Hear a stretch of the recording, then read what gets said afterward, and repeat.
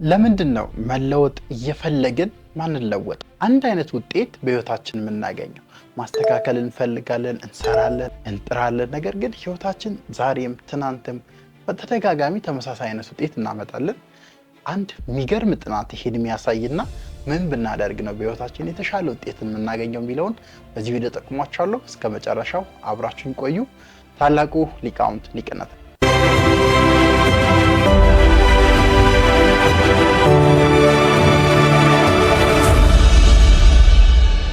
በ1903 ውስጥ አንድ የሚገርም ጥናት ተካሄደ። የሰው ልጅ ባህሪና ውጤት ጋር በተገናኘ አሜሪካን ላይ ማለት ነው። ምን አይነት ጥናት መሰላችሁ? 100 ሰዎችን ወሰዱና እድሜያቸው ከ25 እስከ 65 ሲሆን ያላቸውን ህይወት የሚኖሩበትን መንገድ በህይወትስ የት ይደርሳሉ በ65 ዓመታቸው ሚለውን ነው ማጥናት የፈለጉት። እነዚህን 100 ሰዎች እድሜያቸው ቤዚካሊ አብዛኛው የሰው ልጅ 25 ዓመት አካባቢ ሲሆን ወደ ስራ የሚገባበት ይሄ ኤዱኬሽናል ነገሩንም ጨርሶ ብቻ ንቁ ሆኖ ወደ ስራ ወደ ህይወት ምናምን ትዳርም ሊሆን ይችላል የሚገባበት እድሜ ነው 25 ዓመት እና ከዛ በላይና ከዛ ጀምሮ ለ40 ዓመት እስከ 65 ድረስ ሁሉም ምን አይነት ህይወት እንደሚኖርና በመጨረሻ ማን ስኬታማ እንደሚሆን በህይወቱ የሚፈልገውን ውጤት የሚሰራው የትኛው እንደሚሆን ማጥናት ነው የተፈለገው በጥናቱና እንግዲህ አብዛኛው ሰው 25 ዓመቱ ላይ በህይወት ይሄን አደርጋለሁ ይሄን አሳካለሁ 20ም ሊሆን ይችላል ወጣትም ያላችሁ ልትሉ ትችላላችሁ። ግን ጥናቱ ከ25 ጀምሮ ነው የሚለውና ጠየቋቸው። በህይወቴ እዚህ ቦታ መድረስ ፈልጋለሁ፣ ግማሹ እንዲህ አይነት ነገር ማሳካት፣ የራሴን ቢዝነስ መጀመር፣ 65 ዓመት ላይ የት ምደርስ ይመስላል ብለው ሲጠይቁት ቢቀርም ቤተሰብ መስርቼ የምፈልገውን ቤት፣ መኪና፣ ኤቭሪቲንግ አሟልቼ በጤና በሰላም መኖር የሚል ነበር። በሰዓት ውስጥ እኔ በጤና ከኖርኩ ይበቃኛል የሚል ነበር። ብቻ ጥናቱ ላይ እነዚህ 100 ሰዎች ወሰዷቸውና እድሜያቸው 65 እስኪሆን ድረስ እያንዳንዱን በሪሰርች ተከታተሏቸውና ስንቶቹ ውጤታማ ሆኑ፣ ስንቶቹ 65 ዓመታቸው ላይ የሚፈልጉትን ውጤት ሰሩ አገኙ የሚለውን ለማጥናት ነው ይሄ ሪሰርች እና በጣም የሚያሳዝን ነበር ውጤቱ። እና ከነዚህ ከ100 ሰዎች ውስጥ በጣም ትንሾቹ ለዛውም 5% የሚሆኑት አምስቱ ብቻ ናቸው እድሜያቸው ከ25 እስከ 65 እስኪሆን ድረስ ጥናቱ ላይ ተጠንተው በህይወት የሚፈልጉትን ውጤት ያገኙት። በህይወት የሚፈልጉበት ቦታ የደረሱት 5 ሰዎች ብቻ ናቸው። ከ95 ውስጥ ከቀሩት ውስጥ ወደ 10 አካባቢ የሚሆኑት ጥናቱ ላይ እንደሚያሳየው እድሜያቸው 65 ሆኖ እንኳን ለመኖር ሲሉ ይሰሩ ነበር። እንደዛ አጅተው እድሜያቸው ከፍ ብሎ ለመኖር ሲሉ በቃ የሆነ ቦታ ተቀጥረው የሆነ መስራት ያለባቸውን ቢዝነስ ብቻ ከእጅ ወደ አፍ የሆነ ህይወት ይኖሩ ነበር 65 ዓመታቸው ላይ። 10 አካባቢ የተወሰነ ወደ 54 አካባቢ በህይወት አልነበሩም ይላል ጥናቱ ላይና ግን በጣም የሚያሳየው 95% አካባቢ የሚሆነው ሰው ፌል አድርጓል በህይወት ጉዞ ውስጥ ከ25 እስከ 65 ጥናቱ ላይና ቅድምም መግቢያ ላይ ያስታወስኳችሁ ለምንድን ነው በህይወት የምንፈልገውን ውጤት ማናገኘው? እንሰራለን፣ እንለፋለን፣ እንጥራለን እና ግን የምንፈልገውን ውጤት የምንፈልገው ስኬት ወደኛ አይመጣም። ከምን ችግር ነው? ኮሜንት ላይ የእናንተ መልስ አሳውቁኝ። ጥናቱ ላይ እንግዲህ ቤዚካሊ መጀመሪያ ብሎ ሪሰርቸሩ የሚያነሳው መልስ most people don't think ብሎ ነው የሚያስቀምጠው። በህይወት የምንፈልገውን ውጤት ማናገኘው ስለማናስብ ነው ወይም ማሰብ ስለማንችል ነው ብሎ ያስቀምጣል ጥናቱ ላይ እና እንግዲህ አዳሚ አስባለሁ ያልሽ ነው አይደል? እስቲ ኮሜንት ላይ መልሳችሁን አስቀምጡና ቤዚካሊ የሚያነሳው ያ ነው የሰው ልጅ ማሰብ ስላልቻለ በትክክል ስላላሰበ ነው ከ25 ዓመቱ እስከ 65 እስከ 75 ሊሆን ይችላል ኖሮ በህይወት የሚፈልገውን ውጤት ማያገኘው እንጂ ማሰብ ቢችል አእምሮን መጠቀም ቢችል ማገናዘብ ቢችል በትክክል መወሰን ቢችል ስማርት መሆን ቢችል ከ5% ውስጥ ይገባ ነበር ነው ጥናቱ የሚለውና ቤዚካሊ ማሰብ ሲባል እኛ ወደ አእምሮአችን የሚመጣው እንግዲህ ይታወቃል። የኢትዮጵያውያንም የኖርማል የሬጉላር ሰው ማሰብ ይታወቃል። ኖርማሊ የምናደርጋቸውን ነገሮች፣ የምንቀሳቀስበትን መንገድ፣ የምንሰራውን ስራ፣ የምንገባበትን፣ የምንወጣበትን፣ የምንቀሳቀስበትን፣ ለቤተሰብ ያለንን ቦታ፣ ሪሌሽንሺፓችንን፣ ትዳራችንን ኖርማል የሆኑ ነገሮችን ነው ማሰብ ስንል ማሰብ ስንል ወደ አእምሮአችን የሚመጣው። ጥናቱ ላይ የሚያሳየው ማሰብ ግን ዲፕ የሆነ ማሰብ። ምን አይነት ማሰብ? ህይወትን ፐርፐስፉሊ የመኖር አይነት ማሰብ። ህይወትን በአላማ በራዕይ መክሊትን አውቆ ራስን አእምሮን ተገንዝቦ ሲስተም እንዴት እንደሚሰራ የሰው ልጅ ቢሄቪየር ባህሪ የሰው ልጅ ማንነት እንዴት እንደምናስብ ሐሳብ እንዴት ክሬት እንደሚደረግ ስሜቶቻችን እንዴት ውጤቶቻችንን እንደሚያስቀይሩ ኤቭሪ ዲቴል ስለራሳችን ስለማንነታችን ስለማናውቅ ነው በህይወት ምንፈልገው ቦታ ማይደርሰው ብሎ ነው ጥናቱ የሚያስቀምጠው።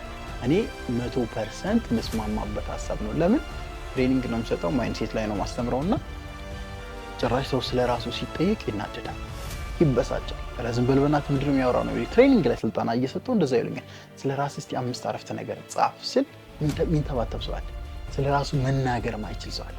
which means የራሱን ባህሪ የራሱን ማንነት አውቆ እንዴት ይሄ ፐርሰናሊቲ ውጤታማና ስኬታማ ወደፊት እንደሚሆን የሚሰራ የሚጥር የሚያገናዝብ ስማርት የሆነ ማይንድ የለም።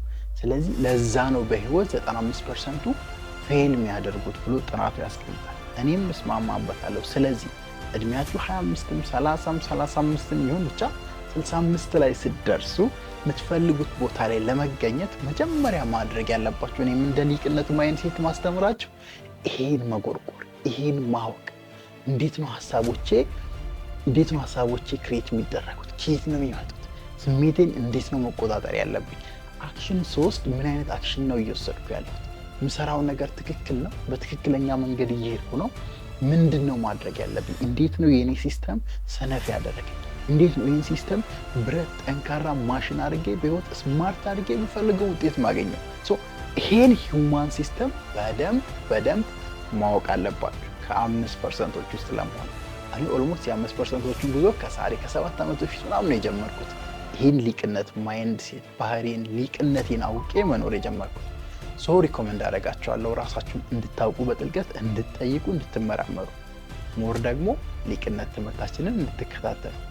ሁለተኛው ጥናቱ ላይ አብዛኛው ሰው በህይወቱ የሚፈልገው ውጤት ማያገኝበት ምክንያት ብሎ የሚያስቀምጠው they have no goal or direction in life ይላል።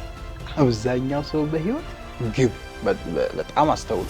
ግብ ስንል ይሄ መረብ ያለው የእግር ኳስ እንዳይመስላችሁ። በህይወት ይሄን ሲስተም ሂውማን ሲስተም እኔ ሊቃውንት ነኝ አይደል? የኔን የሊቃውንትን ሂውማን ሲስተም ወዴት ነው የምወስደው? ይሄ ህይወት ወደዚህ ምድር ሲመጣ የመጣው እኔነቴ ምን እንዲያደርግ ነው የምፈልገው? በምን አይነት አቅጣጫ ነው በየቀን በየሰዓቱ በየወራቱ በየአመቱ የሚሄደው? አይ ኒድ ዳይሬክሽን፣ አይ ኒድ ኤ ጎል ማለት ነው ኢን ላይፍ ሲኖሩ። እና እነዚህ ከ25 እስከ 65 ጥናቱ ላይ የተሳተፉ ሰዎች ፌል ያደረጉበት አብዛኛው ምክንያት ስንጠይቃቸው የህይወት ዳይሬክሽን የላቸው። አላማ አስቀምጠው ዛሬ ይሄን ነው የምሰራው፣ ከሳምንት በኋላ እዚህ ጋር አደርጋለሁ፣ ይሄን አክሽን ወስዳለሁ፣ እቺን ነገር አስተካክላለሁ የሚል ክሊር የሆነ ፓስ በህይወት ወዴት መሄድ እንዳለባቸው የሚያሳይ ዳይሬክሽን አብዛኛው የላቸውም ጥናቱ ላይ ያሉ ሰዎች ይላልና ለዛ ነው ፌል ያደረጉት ይላል። አንተስ ምንድነው የህይወት ትልቁ አላማ? ምንድነው የህይወት ትልቁ ግብ? በህይወት ማሳካው ምኖረው ለዚህ ነው የምትለው ነገር ምንድን? ዳስ ዘ ሪዝን ብሎ ነው የሚያስቀምጠው ሪሰርች። ከ5%ቶቹ በጣም ከጥቂቶች ውስጥ ለመቀላቀል ከፈለግ በህይወት የሚፈልጉትን ህይወት የሰሩ የኖሩ ሰዎች ውስጥ መቀላቀል ከፈለግ you need to have a goal። ምንድነው የህይወት አላማ? ምንድነው እዚህ ምድር ላይ የምትፈልገው ነገር? የምር ውስጥን ሀሴት የሚሰጠው ትርጉም የሚሰጠው ኖርኩ የሚያስብልህ ነገር ምንድነው በዚህ ምድር የምትፈልገው? እሱን ማወቅ፣ እሱን መለየት ከ5%ቶቹ እንድትቀላቀል ያደርጋል። ስለዚህ have a goal፣ set a goal። ስለ ጎል በጣም ብዙ ቪዲዮዎች እዚሁ ቻናሌ ላይ አለ፣ ገብታችሁ ይሁ። ሁለተኛው ምክንያት እሱ ነው። ፌላ ለማድረግ ትልቅ ዳይሬክሽን ሊኖራችሁ ይገባል። ሶስተኛው ጥናቱ ላይ የሚያስቀምጠው እንግዲህ ከባህሪና ከአቲቲዩድ ጋር የተገናኘ ሀሳብ ነው። they don't have sharp attitude towards life ይላል። ወይም አቲቲዩዳቸው አመለካከታቸው የተዛባ ነው። which means የሆነ አንዳንድ የማይንድ ሴት ላይ ታስተምሩ ነግራቸዋል። ሁለት አይነት ለምሳሌ ማይንድ ሴቶች አሉ። ፊክስድ የሚባልና ግሮዝ የሚባል አይነት ማይንድ ሴት። አሁን አቲቲዩዳቸው የተበላሸ ነው ሲባል ፊክስድ የሆነ አቲቲዩድ ነው ያላቸው። ለምሳሌ በህይወት ራስን መቀየር ትችላለህ እኮ ስትለው ኧረ እኔ እንደዛ አልችልም፣ እኔ እንደዛ አልተሰራም ምናምን የሚል አይነት ማይንድ ሴት። የሆነችን ነገር 2-3 ሞክራት ይሄ ነገር ላይ አይሆንም ብለው አቲቲዩዳቸው መጥፎ ስለሆነ ያቆም። which is attitude problem።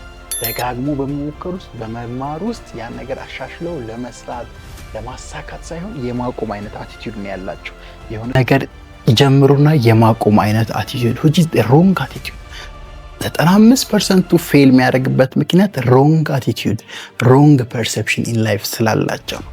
ስለዚህ አሁን ማይንድ ሴት ላይ እንደጠቀስኩ እንደሚለወጡ፣ እንደሚያድጉ፣ የተሻለ ቦታ መሄድ እንደሚችሉ፣ ጊዜ ወስደው አንድ ነገር ላይ ዴዲኬትድ ሆነው ከሰሩ የተሻለ ነገር ማምጣት እንደሚችሉ አቲቲዩዱ አመለካከቱ አእምሯቸው ውስጥ ስለሌለ 95% ፌል ያደርጋሉ ብሎ ያስቀምጣል። እነዚህ 3 ዋነኛ ምክንያቶች ሰዎች በህይወታቸው የሚፈልጉትን ውጤት እንዳይሰሩ፣ የሚፈልጉት ስኬት የሚሉት ነጥብ ላይ እንዳይደርሱ፣ የተስተካከለ ህይወት ትዳር መስርተው እንዳያልፉ ያደርጋል ብሎ ጥናቱ ያስቀምጣል።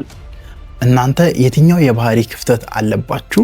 እሱን ኮሜንት ላይ ያሳውቁኝ። በጣም የሚገርም ኮንሴፕት ነው። ኢን ዲቴል ፒዲኤፍ አለ ልክላችኋለሁ። በጣም ይሄን የሚያሳይና ለምንድነው ሞስት ኦፍ ዘ ፒፕል ኢን ላይፍ የሚፈልጉትን አይነት ህይወት ክሬት ማያደርጉት የሚለውን የሚያሳይ መጽሐፍ አለ። ኮሜንት ላይ ካስቀመጣችሁልኝ ልክላችኋለሁ ፒዲኤፉን።